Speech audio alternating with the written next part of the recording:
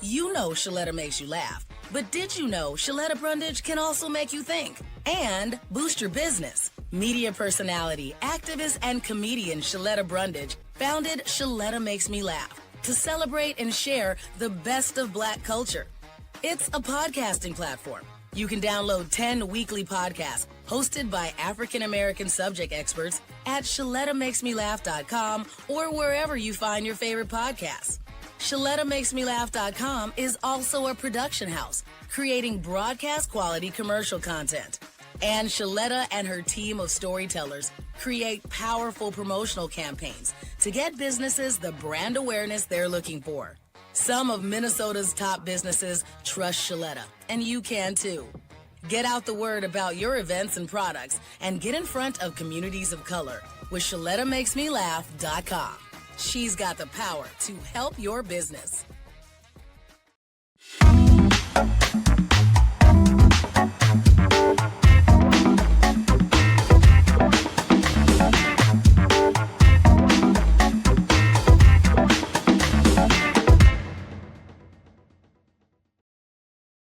Well, hey there, lovelies. Welcome back to another episode of the Get Lean and Lit with Lindy podcast. I'm so happy that you decided to join me today. So, this podcast is really targeted towards women 40 plus who want to get healthy, who want to lose fat, who want to build muscle, and just overall live a healthier lifestyle. We don't get into detox teas. We're not about starvation or any type of deprivation, really. I see so much that comes across social media and just talking to people that I want to emphasize that this podcast is really about keeping everything real, realistic. Like, we don't believe in eating a certain food and waking up with melted belly fat, for example. We definitely don't believe in existing on air and 3 almonds in a day. Absolutely not. No. We are not delusional around here. So welcome and come on in, take a seat. Today, we're going to be talking about something that sounds kind of mundane, but it really plays a big role in helping you reach your goals. Today, we're going to be discussing energy balance. So stay with me here, because understanding energy balance is super important in terms of if you're trying to lose body fat, if you're trying to gain muscle, really just understanding it, the concept of it is really important for living a healthy lifestyle. And here's why. A lot of women, me included, I'm talking about myself as well, were taught that weight loss is basically a mysterious battle between your hormones, your metabolism, your age, and the universe, basically. Yes, getting older definitely changes things up, but we have to just kind of hone in on what's really happening here. So your hormones matter more as you age, stress matters more, and if you're taking medication, that matters, making sure you have activity throughout the day, getting 8 hours of sleep if you can. It becomes increasingly harder, but focusing on good sleep. But underneath all of that is a very simple physiological principle. That principle is your body has to use more energy than you're taking. Your body has to use, let me back up for a second. Your body has to use more energy than you're taking in over time to lose stored body fat. Let me say that one more time. Your body has to use more energy than you're taking in over time to lose stored body fat. So that, my lovelies, is really what energy balance is. It sounds kind of simple, but is it easy? Not really. And that's what I'm breaking down today on this podcast. Okay, first things first, let's level set so that we all are on the same page. I like to do that because I want us all to start from the same level of information. So let's talk about the exact definition of energy balance, just in everyday terms so that we're all on the same page. So one way that I like to kind of talk about things is to use analogies, because I love a good analogy because it helps you understand stuff and then it helps it stick with you. Not only do you get an understanding, but then you also can use it. Your brain can pull it up when it's just regular life. So in this instance, let's think about your body as a bank account. So that the calories that you're putting into your body, those are the deposits. And the calories that your body uses, those are the withdrawals. So if you're consistently depositing more than you're withdrawing, you're going to gain weight. Period. If you're consistently withdrawing more than you're depositing, you're going to lose weight. And if deposits and withdrawals are roughly equal, then your weight is going to stay about the same. So that, in a nutshell, is basically what energy balance is all about. Now, here's where people get tripped up, though. They hear the term calories in and calories out and think, well, you know what? That's very simplistic. That's overly simplistic. And they're right. We really can't pretend that the human body is like a calculator, because it really isn't. Because your energy expenditure is not a fixed number. So if you think about it, your body uses energy for many, many different reasons, mostly to keep you alive. So it helps your heartbeat. You use it so that you can breathe. It uses it so your brain can work. I mean, you're digesting food, you're moving around, you're exercising, you're building and you're repairing muscle. All of these things require energy. And your total daily energy expenditure can change from day to day. It's definitely not a fixed number. And that's an important point.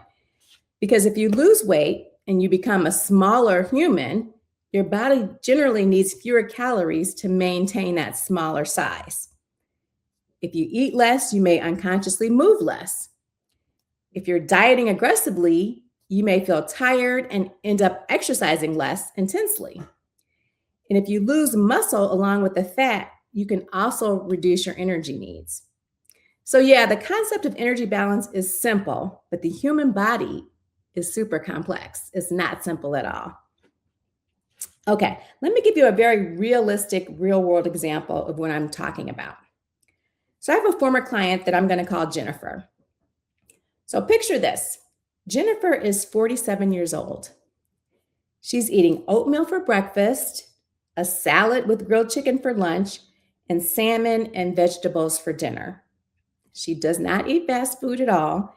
She does not drink soda at all. And she works out 3 to 4 days a week. So despite all of these great habits that Jennifer has accumulated over time, she consistently says, I don't understand why I'm not losing weight because I eat so healthy. Well, here's the thing. Healthy food and low-calorie food are not necessarily the same thing. So let's talk about what Jennifer's eating. Jennifer's eating oatmeal, but it's loaded with peanut butter, chia seeds, walnuts, honey, and a generous handful of granola. Her salad, which is, a good start, has chicken, avocado, cheese, nuts, and a creamy salad dressing. Dinner is pretty good, salmon and vegetables, but her salmon portion is enormous. Plus, she's having a protein bar for a snack in the afternoon. She's taking a few bites of her kids' dessert, and she's drinking a glass of wine as she's making dinner. And she may be just grabbing a handful of nuts right before bed. Overall, nothing she's eating is inherently bad. In fact, most of the foods that she's selected are highly nutritious, but she's eating enough calories to maintain her weight. And that's the distinction. You can eat an incredibly nutritious diet and still be at maintenance. Or you can even be in a calorie surplus. Healthy eating doesn't automatically equate to fat loss. And unhealthy eating doesn't automatically mean you're going to be gaining weight. It's a lot. You could theoretically lose body fat eating potato chips and donuts if you're in a calorie deficit. By the way, I'm not recommending that as a diet strategy at all, but I'm just saying that the quality of your diet matters enormously for health, nutrition, for your hunger, muscle retention, and just overall sustainability. At the end of the day, energy balance still matters a lot for fat loss. Now, I want to push back on something I hear consistently from women in their 40s, 50s, and beyond. They will say, Lindy, my metabolism is broken. I've heard that so many times. If I had a nickel for every time I've heard that, I would be a bazillionaire. Usually, that's definitely not the case at all. Now, there are exceptions. There are genuine medical conditions that can affect metabolism and body weight. That's true. But for most women, what's happening is considerably less dramatic. Yeah, we're all getting older. That's the underlying thing that's happening. You're probably carrying less muscle than you did when you were 20s or when you're in your 30s. You may be moving less throughout the day, less than you realize. Your workouts may not be as intense as they used to be. Your sleep could be off track. You might be sleeping differently than you were back in the day. You could be eating more than you realize in a given day, drinking more calories, snacking more, sitting more. And you're probably living a life that is a little bit more stressful because you probably have about 10,000 responsibilities now that you may not have had when you were younger.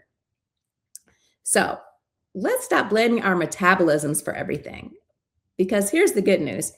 You can absolutely influence a lot of this. Nothing is set in stone. You can strength train, which builds up your muscles. It keeps and maintains the muscles that you do have, and it builds new muscle. You can walk more throughout the day. You can increase your daily movement overall. Get up every, hour or so and walk around your house or do some squats. You can definitely eat enough protein. People don't like this one, but you can manage your calorie intake. You definitely can do that. You can improve your sleep if you really focus on sleep hygiene, which a lot of us don't, but you really can improve your sleep. And you can create a sustainable deficit. So we're not powerless in all of this. There's a lot going on, but you're in the driver's seat for most of this. Now let's talk about the opposite problem, because some women hear calorie deficit and kind of lose it a little bit. They think, okay, great. I'm going to just eat as little as humanly possible to maintain life. And we're not going down that road. That's not what we're trying to do. So let's talk about another friend of mine. Her name is Michelle. I'm going to call her Michelle. Her real name's not Michelle, but we're going to call her Michelle for this example. So Michelle is 52. She has decided that she's going to lose 20 pounds. That's what she's going to do. So Monday morning, she's fired up. She's excited. Breakfast is just coffee. Lunch is a good salad. And dinner is broiled chicken and broccoli, because that's good diet food, right? So her total calories maybe are around 1,000 for the day. Tuesday, she does the same thing. Wednesday, guess what? She's starving. Thursday, she's exhausted. And by Friday, she's out eating dinner, having margaritas, chips, tacos, the whole nine, even dessert. On Saturday, she's still hungry, so she continues to eat whatever she wants. And then on Sunday, she decides she's starting over again on Monday. I wonder if this sounds familiar to anybody out there listening. Any of you lovelies, does this sound familiar to you guys? This is really not a lack of willpower at all, even though it's characterized that way. It's really a lack of a sound strategy. That's what the problem is here. A calorie deficit doesn't need to be an enormous amount of work. I think people have been sold a bill of goods that you have to drop 5, 6, 7, 800 calories to be in a calorie deficit. And that's really not true. You don't get extra credit for suffering. If you need 2,000 calories to maintain your weight and you eat 1,700 calories consistently, you're creating a calorie deficit for yourself. You don't need to be at 900 calories. You don't need to survive on lettuce, and you don't need to be hungry all day. And for women over 40 who want to maintain or to build muscle, aggressive dieting can be particularly counterproductive, because preserving muscle should be one of our biggest priorities. It's definitely one of my biggest priorities. I encourage you to think about that as one of your biggest priorities as well. We're not just trying to make the number on the scale smaller. that is not what this is about at all. We're trying to improve body composition. And I have several podcasts talking about body composition, but that's basically making sure you have maximized your muscle and minimized your extra fat. That's basically what we're talking about. So here's where things can get really interesting. You can be in a calorie deficit and step on the scale tomorrow and weigh more than you did yesterday. People hate to hear that. It's true, because the scale measures total body weight, not just body fat. So your weight can change because of several different things: water, glycogen, sodium, food in your digestive tract, hormonal changes and shifts, inflammation, muscle soreness, and even constipation. So a whole bunch of other things that have absolutely nothing to do with whether you lost body fat or not can impact what the number reads on the scale. So if you eat in a deficit, a calorie deficit for 4 days, and the scale does not move, it doesn't automatically mean that your deficit is not working. I think a lot of people jump to that conclusion, and that's not necessarily true. That's where women drive themselves crazy. They see like a weight on Monday might be 166. Tuesday could jump up to 167. Wednesday back down to 166.5. Thursday 167.2. Friday 166.8. And they conclude, my metabolism is broken. This is what is feeding into the thoughts that my metabolism is broken. No, it's not. Your body is just bodying. That's what it does. So look at the overall trend, not just at one daily weigh-in. Your sanity will be restored. Trust me on that one. So here's another story for you guys. I met a friend, Nikki, at pickleball. Nikki started strength training a few times a week at my encouragement. She increased her protein. She started walking more, and she basically made really modest reductions in her calories, 200 to 300 less than what she would normally eat in a day. So she was doing everything consistently. After about 6 to 8 weeks, the scale was only down a few pounds. And she was looking at me like, what's up? Very, very disappointed. Salty, really. Then she put on some jeans and she was like, okay, I see what you're talking about, because they're loose. The scale didn't reflect what she had been doing, but her measurements, her waist measurements were going down, and she was fitting in her clothes better. Her arms were looking more defined overall, and her legs were looking stronger, and she was able to lift heavier. So she was realizing something at that point, that her body changed more than the scale suggested. So that's why I want women to stop looking at the scale as the judge and the jury of activities and what you're doing to improve your health. So if your goal is fat loss, yes, body weight matters, but so do waist measurements, progress photos, how your clothes fit, your strength, your energy, your fitness level, all of that, and how consistently you're able to stick to your plan, because consistency is going to be what is going to get you where you want to be. Okay, so how do we actually use energy balance, the concept of energy balance, in real life? We've talked about a lot of theory that are theoretical things. So let's make it practical, because that's what I like to do. I like to make concepts practical for every day. So if your goal is to lose body fat while maintaining or building muscle, here is the framework that I want you to use. There are 6 parts to it. So get ready, get your notebooks out, get ready to take notes for the 6 parts. Number 1,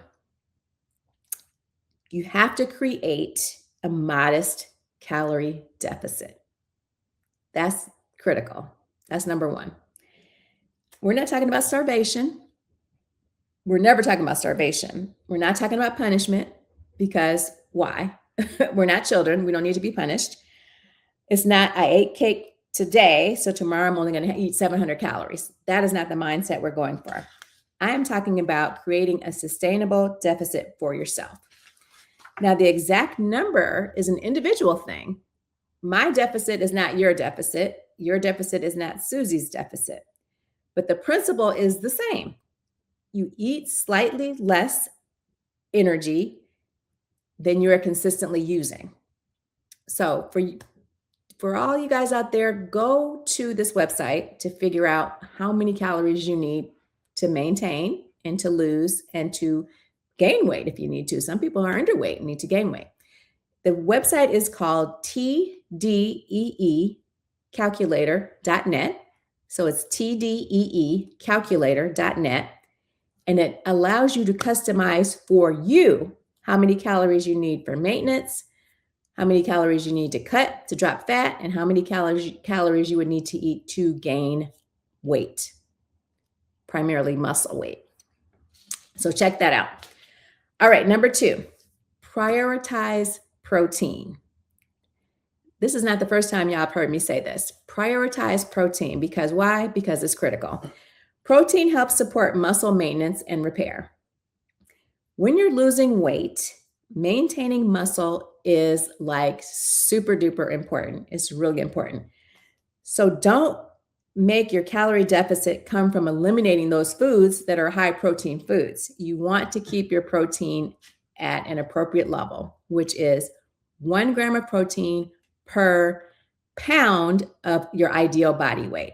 So if you want to weigh 130 pounds, you should be eating 130 grams of protein on a daily basis consistently. Okay? Period. Number 3, strength train. You guys already know. If you guys are lovelies and you listen to this podcast, you already know. Strength training is a big one. If you are a woman over 40 in your 50s, 60s, 70s, and beyond, you have to preserve muscle.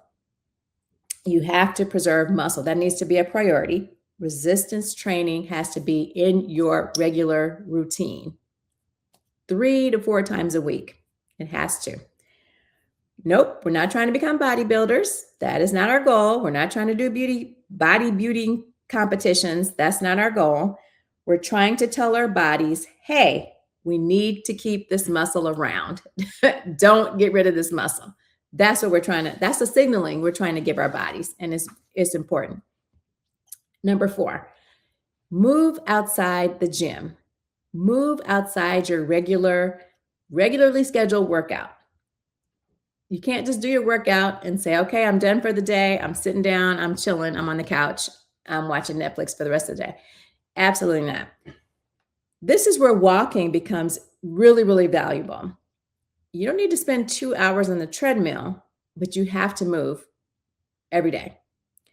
You can take the stairs. You can park, stop circling around trying to get the closest parking spot. Just park in the back lot. Get up, every hour, every 90 minutes from your conference calls or whatever you got going on, and do some squats, walk around, walk the dog at lunch, whatever it requires for you to move. But you have to get your steps up. You got to move around, not just sit after your workout. Number 5, eat food that keeps you full. This is a big one too. Eat lean protein. Eat vegetables, eat fruit, eat whole foods, whole grains, beans, high fiber foods. Foods with volume and foods that actually have nutrients will keep you full. A calorie deficit is a lot easier to stick to than you think it is if you're not constantly hungry and thinking about food 24/7. Trust and believe that.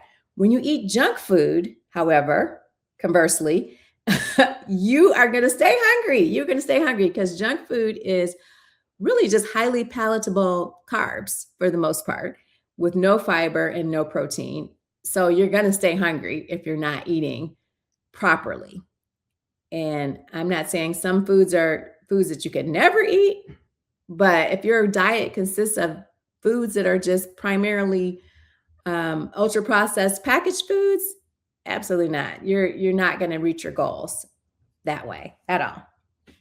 Number 6, give it time. Now, this one's super hard. This is hard for everybody. We live in a culture that wants everything to happen yesterday. Everything should be instant. But sustainable fat loss is not a 10-day challenge type of situation at all. It's a process that takes months. It could be many months. It could even be years. I mean, you have to be in it for the long haul, because really, if you think about it, we want to be healthy until we're no longer on the earth, no longer in this mortal coil, as they say. So this is not something that we're going to do for 6 weeks, 8 weeks, 10 weeks. We're going to set our habits, and this is what we're doing until the end of time. Okay, let's wrap our heads around that, because that's serious. All right, in the vein of keeping it really real, here's the candid part. Sometimes you are in a calorie deficit and sometimes you're not. And the hardest thing about energy balance is that our perception of how much we're actually eating is really super inaccurate. It is. It's just you think you're eating one thing and you're not. You're eating another thing. So it doesn't mean that we're lying or being deceitful to ourselves. It just means that we're being human. For example, a tablespoon of olive oil can become like a heavy pour or a drizzle. A serving of cereal can become a huge bowl of cereal with just the blink of an eye without even really thinking about it. A handful of nuts can become 3 handfuls of nuts because we're losing track of actually what we're consuming. I think we're all kind of guilty of having a weekend feeding frenzy sometimes and acting like it doesn't count. But it does. It actually does count. When you do that, though, suddenly the deficit that you created Monday through Friday is completely wiped out on your eating from Saturday and Sunday, just completely wiped out. So you have to be very cognizant of that. This is why I think tracking is useful, not because you have to track every single morsel for the rest of your life, but because tracking can teach you a lot about your habits, about what's real, what's fantasy, all the things. Tracking is like black and white of what's going on.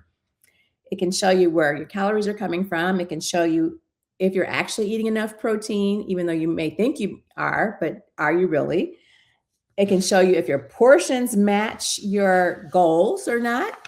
I mean, tracking can do a lot for you. So I would encourage everyone to at least track for a little bit so that they can understand what's going in their mouths. And eventually, you don't have to track every day, and not as closely as you had been, because you develop an intuitive understanding of your food intake.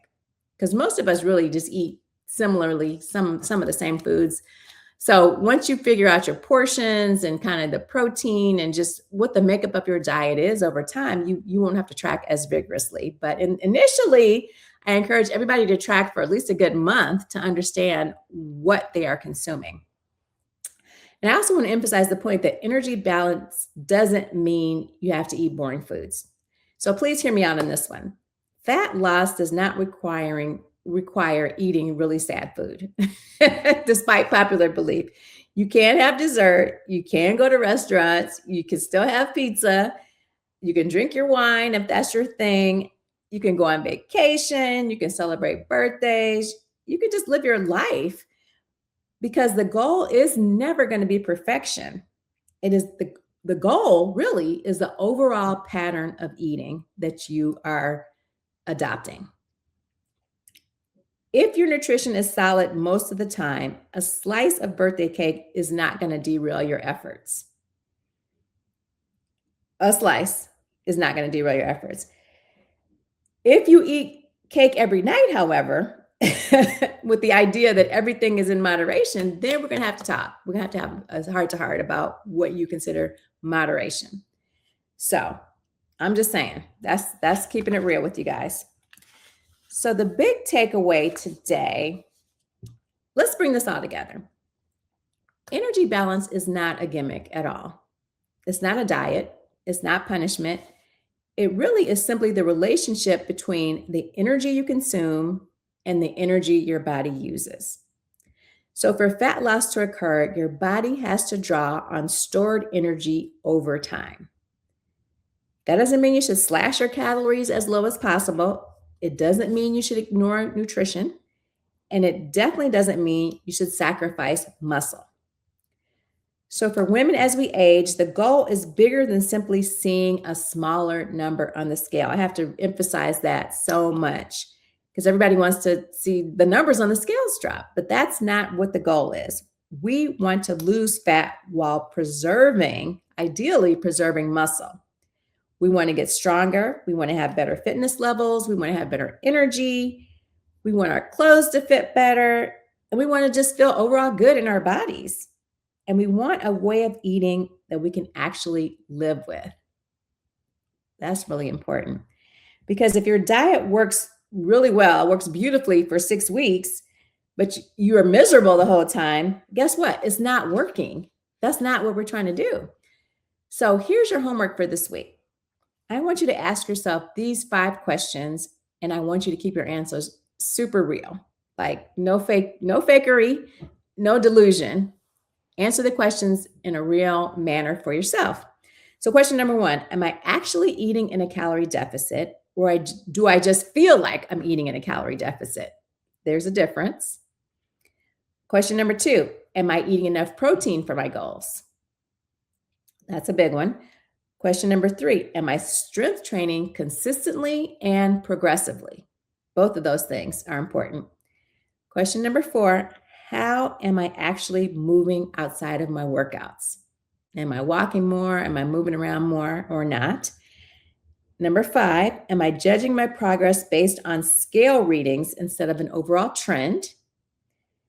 And here's the extra bonus one. Can I actually sustain what it is that I'm doing? Because that's the question that really matters at the end of the day. Sustainability is critical to your success.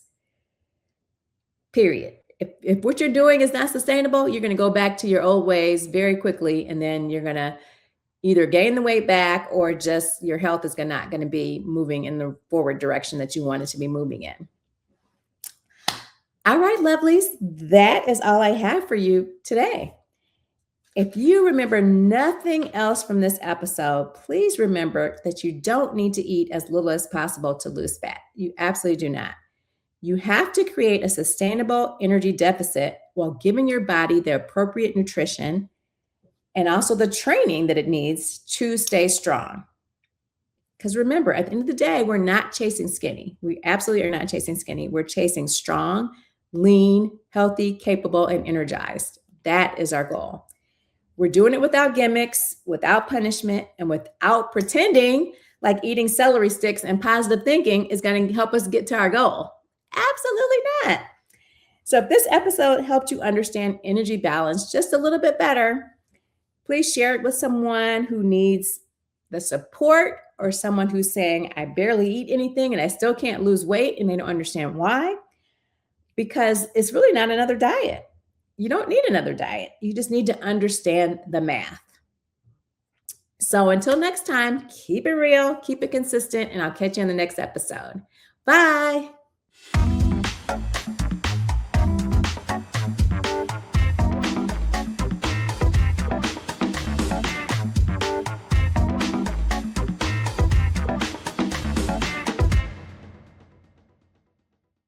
Once upon a time, there was a business with dragons to slay, trash that kept piling up, and waste at every turn. I can help with that. Reducing waste is easy, you see. And the best part is that it's totally free. If only it were that easy. It's not magic. A real expert from Biz Recycling can help you find ways to reduce waste and save money at your business. Schedule a free site visit and get started today.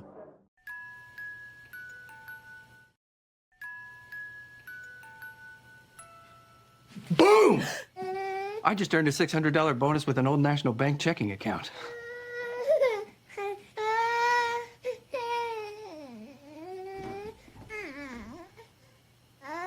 You got this. I do? Earn up to a $600 bonus when you open an eligible checking account and complete qualifying activities. Old National Bank. Just another reason to get old. Can you say bonus? We talk a lot about meeting people where they're at. And that's always had meaning to me. But earlier this year, that really took a new shape. I really value the fact that we have a space where people can come in and to receive these services, but not all people feel safe anymore. Coming out, going places, and just re-looking at what does it truly mean to meet people where they're at, and how do we effectively do that, has been a really big part of what this year has looked like for us. Sometimes we believe those lies, that we are no good, that maybe, this is all there is. And when I got sober, I realized, no, there's something more fighting for. And I'm out here every day fighting for it, for myself, for the women in my community, whom I love. But this Waymakers is a big part of that. So I'm just grateful. I'm so grateful. And I couldn't have done it without being sober, of course, and having the good support, because nobody can do it alone. Community means showing up for one another. For me, and I think for our community, because many across United Health Group will talk similarly about the support that we felt. I think it underscores to us the profound need and the profound importance of what it feels like when your community supports you. So it's with that the United Healthcare Foundation is very proud to announce $1 million of support for our community partners, the Washburn Center, Catholic Community Foundation of Minnesota, which includes the Annunciation Hope and Healing Fund, the Greater Minneapolis Crisis Nursery, and Minneapolis Foundations.